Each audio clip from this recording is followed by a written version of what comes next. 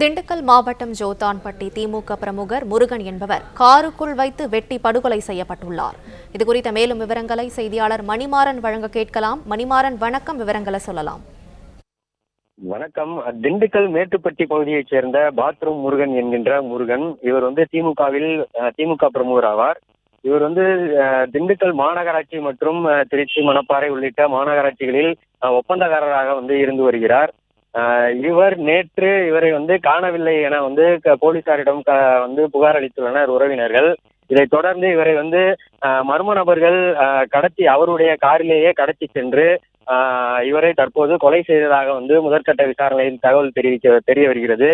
அதாவது நத்தம் அருகே இருக்கக்கூடிய ஜோத்தாம்பட்டி பகுதியில் இவரை காருக்குள்ளேயே வைத்து குத்தி கொலை செய்து காரிலேயே விட்டு சென்றதாக கூறப்படுகிறது. இந்த கொலை சம்பவம் குறித்து தற்போது ஒரு 5 நபர்களை பிடித்து போலீசார் தற்போது விசாரணை மேற்கொண்டு வருகின்றனர். சம்பவ இடத்தில் மாவட்ட காவல் கண்காணிப்பாளர் தொடர்ந்து ஆய்வு செய்து விசாரணை மேற்கொண்டு வருகிறார். பிளே ஸ்டோர் மற்றும் ஆப் ஸ்டோரில் இருந்து பாலிமர் செயலியை QR கோடு மூலம் பதிவிறக்கம் செய்யுங்கள். செய்திகளை உடனுக்குடன் பெறுங்கள்.